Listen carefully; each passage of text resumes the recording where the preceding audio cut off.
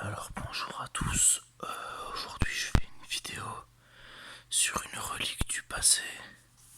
Ça date de 2007, c'est une histoire qu'on avait fait avec ma classe de... Ouais, je sais pas, ça doit être sur CE1 ou CE2, un truc dans le genre. Alors du coup, ça s'appelle le chevalier et le zombie. Alors, il y a une introduction des personnages. Alors, donc il y a le héros, il s'appelle Brian. Il est jeune, beau, fort et intelligent. Il a 32 ans, wesh. Ses armes sont un bazooka. Ah ouais, un poignard, une épée, une hache, un bouclier, une grenade à fragmentation. Plutôt chaud, hein. Il a une armure en or et un jean bleu. Il compte bien tuer le zombie. Donc on se dit, ok, bon. À tout doit de rajouter la tectonique dans la description, mais bon. Le dragon, il est grand, fort, il ressemble à un dragon. Non mais, ouais, bon bah on était plus au stacket hein, quand on était gamin.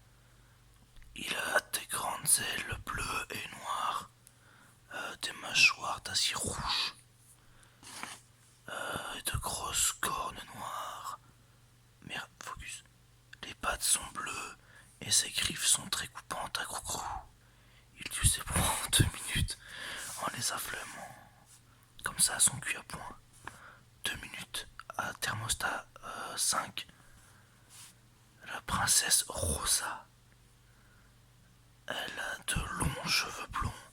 Elle est très gentille. Elle est calme.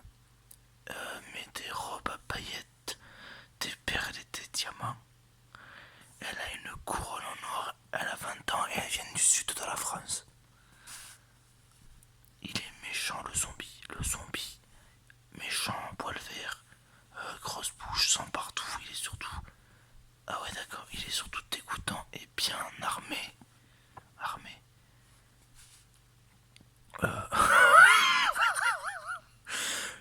Le château est au Brésil. Il est invincible. Invincible en juriste. Ouais, non, mais ok, bon, bref. Il a un pont-levis en métal. Les murs sont en béton. Ça, c'est des murs porteurs, ça. Et il a des meurtrières. Alors, l'histoire. Cette histoire se déroule en plein cœur de l'Amazonie, en l'an 1878, où se trouve la cabane. Quoi Où se trouve la cabane du dragon. Cette cabane se trouve sur le plus grand arbre de l'Amazonie. Cet arbre se trouve à côté d'un château qui appartenait à la cousine du héros. Attention, il y a des histoires de famille. Rosa, regarde, c'est la princesse. Rosa regardait tous les jours par la fenêtre et elle voyait des armées de centaines de milliers de zombies envoyés par le chef suprême de tous les zombies, Voldemort. Ouais, ça je crois on n'a pas les droits. La princesse tremblait à la fenêtre de son château. Elle était obligée de se baisser pour ne pas se faire repérer et ne pas se faire kidnapper. Ouloulou, ça fait peur. Les zombies s'entraînaient tous les jours de 2 heures à 23 heures. Ils ne s'arrêtaient jamais et ils ne buvaient pas. Ils ne mangeaient pas.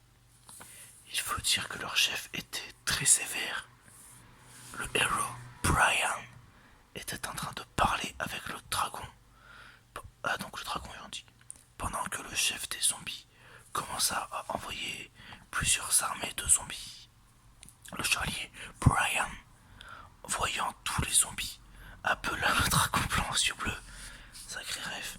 Le dragon arriva et le chevalier dit: Regarde par la fenêtre. Le dragon regarda et dit: J'ai vu, je vais les tuer à gros coups. Il sortit du château et tua toutes les armées jusqu'au dernier zombie. Oh là là.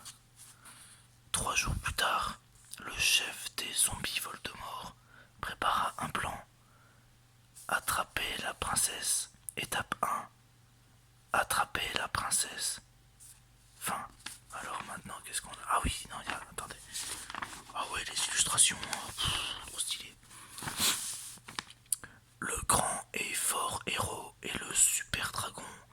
avait tué les armées des zombies, sauf sauf le chef qui cherchait la princesse.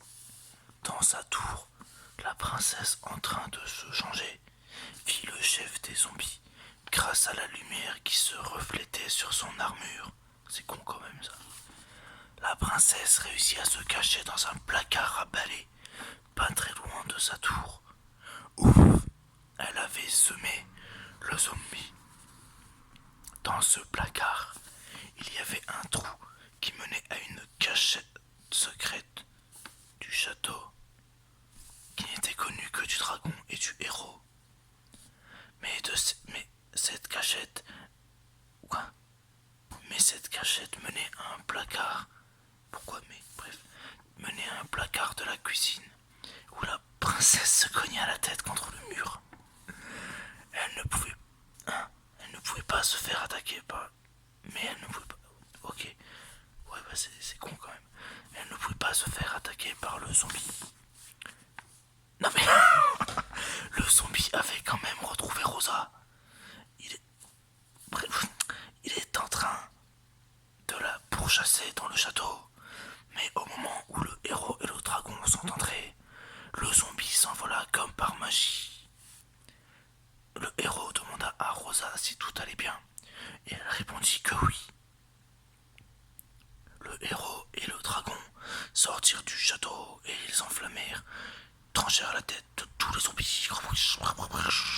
Mais tout à coup, le héros et le chef des zombies se retrouvèrent face à face. Le héros lui trancha la tête, lui coupa les bras, et enfin l'acheva. Après le combat ultime, le héros et le zombie, entre le héros et le zombie, le héros et le zombie Voldemort, le dragon et le héros, et le héros, et le héros, et le héros, allèrent vite rassurer la princesse en lui disant que toute cette terrible histoire était finie. Ouais, terrible, c'est le mot.